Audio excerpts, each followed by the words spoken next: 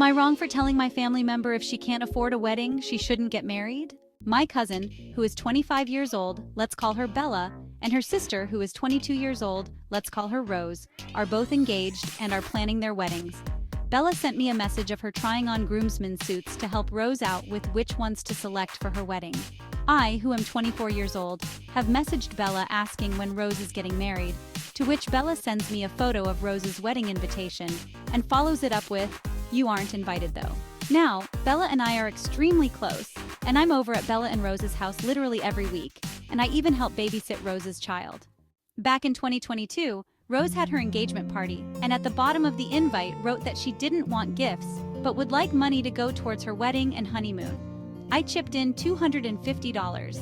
Based on how my cousins complain about having no money and how expensive everything is, I would say 2 years later that money is long gone and this wedding planning has literally started 2 days ago. I was told that a lot of people from the engagement party won't be at the wedding, and it will be a small, intimate, immediate, family-only wedding. I don't have an issue with these intimate weddings, but what I do have an issue with is inviting over 100 people to your engagement party, taking money off of them to fund your wedding, and then not invite them because you're trying to cut down on costs. I told Bella this and asked where my money went to, and if they can't afford to be having a wedding, they shouldn't be having one at all. I was told I'm being unfair and rude and that I don't know what it costs to have a wedding. I was then told that I won't be at the actual wedding but would be at the reception, as will the rest of the engagement party to save on costs.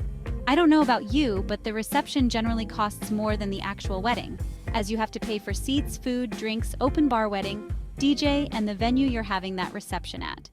I was then told this is why people generally have destination weddings, to save on costs because Australia is so expensive when it comes to weddings. I then explained that people who have destination weddings aren't expecting everyone to buy their own tickets to that country, but will pay for their guests, so destination weddings are not cheaper by any means.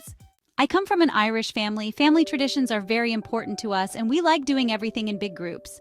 I'm just super offended that I've been invited to something with the intent of being invited to something else and then just dropped. I said it was like this big scheme to get as much money from people as possible. Am I being rude? Am I being disrespectful? I spoke to my parents and partner and they agree with me. My parents, who have been married for 23 years, have told me that being married really isn't worth it all in the end.